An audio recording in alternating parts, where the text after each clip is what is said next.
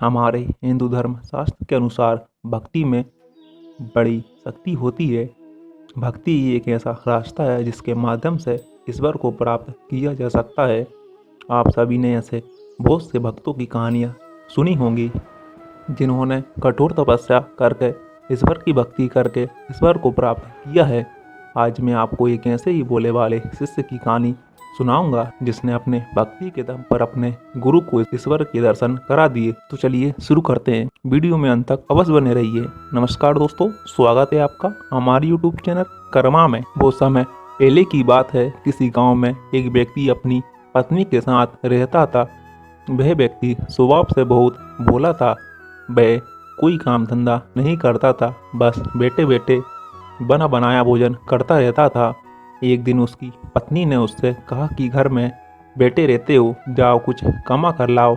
तो वह व्यक्ति अपनी पत्नी से कहता है कि ये कमाना क्या होता है।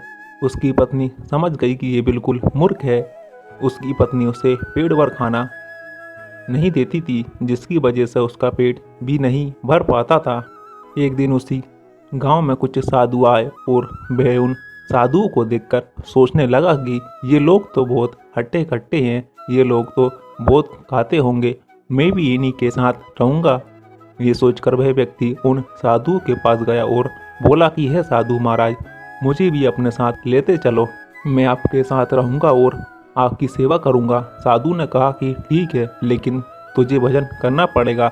इस पर वह व्यक्ति बोला कि ये भजन क्या होता है। इस पर वह साधु बोला कि तू बिल्कुल भोला भाला है, बोल सीताराम। वह व्यक्ति सीताराम सीताराम कहने लगा और उन साधुओं के साथ गांव से निकल पड़ा। अब वह उन साधुओं के साथ ही रहता, उनके पैर दबाता और भजन कीर्तन करता। जब भोजन बनता तो पेट भर खाना खाता। इस तरह वह व्यक्ति उन साधुओं के साथ खुशी खुशी रहने लगा।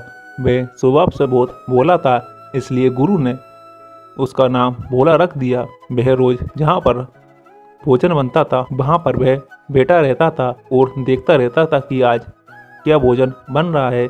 एक दिन रसोई ठंडी पड़ी थी, कुछ भोजन नहीं बन रहा था, तो भोला कोठरी के पास गया और कहने लगा कि कोठरी, आज खाना क्यों नहीं बना रहे हो। इस पर कोठरी ने भोला से कहा कि आज एकादशी है, इसलिए आज खाना नहीं बनेगा, आज के दिन सब लोग उपवास करेंगे। ये सुनकर भोला गुरु के पास दौड़ा दौड़ा गया और कहने लगा कि गुरुजी, आज हम बिना भोजन के मर जाएंगे। गुरु ने कहा क्यों। तो भोला कहने लगा कि आज एकादशी है, कोठरी जी आज भोजन नहीं बना रहे हैं, मैं खाऊंगा नहीं तो कल का सूरज कैसे देखूंगा। इस पर गुरु जी ने कहा कि तू एक भी दिन बिना खाए नहीं रह सकता। भोला बोला नहीं गुरुजी, मैं बिना खाए नहीं रह सकता। तब गुरुजी ने कहा कि अच्छा, तो तू ऐसा कर, कोठरी जी के पास जा और खाने के लिए सामान ले ले और सरयू नदी के पास जाकर भोजन बनाकर खा लेना। लेकिन एक बात याद रखना कि भोजन करने से पहले भगवान को भोग जरूर लगा देना। भोला बोला कि ठीक है गुरुजी। अब भोला कोठरी के पास जाकर खाने का सब सामान लेकर सरयू नदी के किनारे पहुंचा और भोजन बनाने लगा। उसने भोजन में मोटी मोटी रोटी और आलू का चोखा बनाया और भगवान को भोग लगाना था। तो वह कहने लगा कि राम जी आइए और भोजन ग्रहण कीजिए। इस पर बार बार बिना कुछ खाए पिए राम जी को भोजन ग्रहण करने के लिए बुला रहा था। उससे बहुत भूख लग रही थी। जब राम जी नहीं आए तो वह रोने लगा। भगवान राम भोला की ऐसी भक्ति देखकर, उसकी सरलता देखकर उस पर रिझ गए और राम अपनी पत्नी सीता के साथ भोला का भोजन ग्रहण करने के लिए आ गए। क्योंकि भोला ने 2 किलो आटे की ही रोटियां बनाई थी, जिसमें उसने मोटी मोटी 6 रोटियां बनाई थी। भोला राम जी से कहने लगा कि प्रभु, मैंने तो सिर्फ आपको बुलाया था, फिर ये कौन है। राम जी भोला से कहने लगे कि ये हमारी पत्नी सीता है। तब भोला ने दोनों को बिठाया, पत्थर लगाई और दोनों को 2-2 रोटी और चोखा खाने के लिए दिया। राम जी कहने लगे कि बोला, तुमने तो बहुत बढ़िया खाना बनाया है, ऐसा करो हमें आधी रोटी और चोखा और दे दो। इस पर सीता जी बोल पड़ी कि बोला, बाकी बची आधी रोटी मुझे दे दो। भोला ने राम और सीता को भोजन करवाया। उसके बाद दोनों चले गए। अब भोला के पास मात्र 1 रोटी और थोड़ा सा चोखा बचा।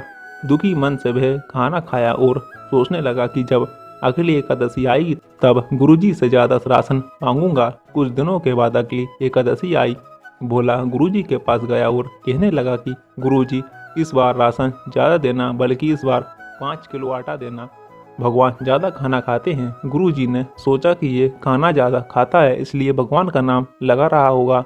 ये सोचकर गुरुजी ने कहा कि अच्छा, जा कोठरी जी से 5 किलो आटा ले ले।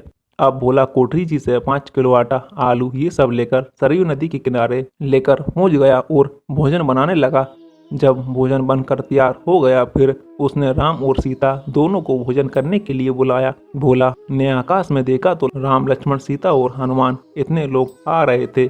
इनको देखने के बाद भोला अपनी रोटियों को देखने लगा। भोला राम जी से कहने लगा कि ये बंदर कौन है। राम जी ने कहा कि ये बंदर नहीं, हनुमान जी हैं। उसके बाद भोला लक्ष्मण की तरफ इशारा करते हुए बोला कि ये कौन है। तब राम जी ने कहा कि ये लक्ष्मण हैं। तब भोला ने सबको खाने के लिए बिठाया और पत्तल लगाई।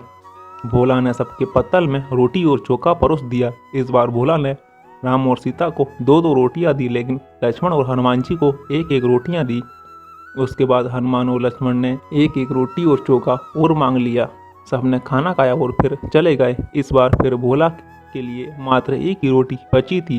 बड़े दुखी मन से भोला ने भोजन किया और वापस आ गया। कुछ दिन बाद तीसरी एकादशी आई। भोला अपने गुरु के पास गया और कहने लगा कि गुरुजी, इस बार 20 किलो आटा देना। भगवान खाना ज़्यादा खाते हैं। गुरुजी ने कहा कि 20 किलो आटे की तू रोटियां खा लेगा। तब भोला बोला कि मैं कहाँ खाता हूँ, सारा खाना तो भगवान खा जाते हैं। तब गुरुजी ने भोला से कहा कि अच्छा ठीक है, जा कोठरी जी से 20 किलो आटा ले ले। भोला कोठरी जी के पास राशन लेने के लिए गया। गुरु ने सोचा कि इस बार चलकर मैं ही देखता हूँ कि आखिर इतना राशन खाता कौन है। सारा सामान लेकर भोला सरयू नदी के किनारे पहुँच गया। अब पीछे से भोला के गुरुजी भोला को देख रहे थे।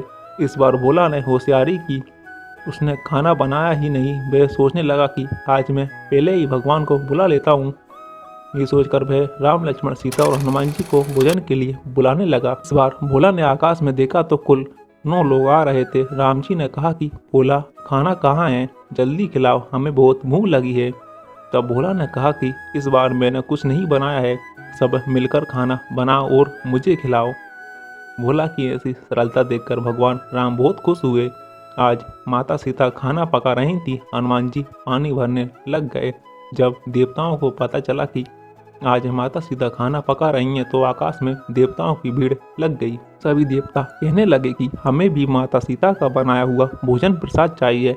इन सबको देखकर भोला सोचने लगा कि हे भगवान, लगता है आज मुझे एक भी रोटी नहीं मिलेगी।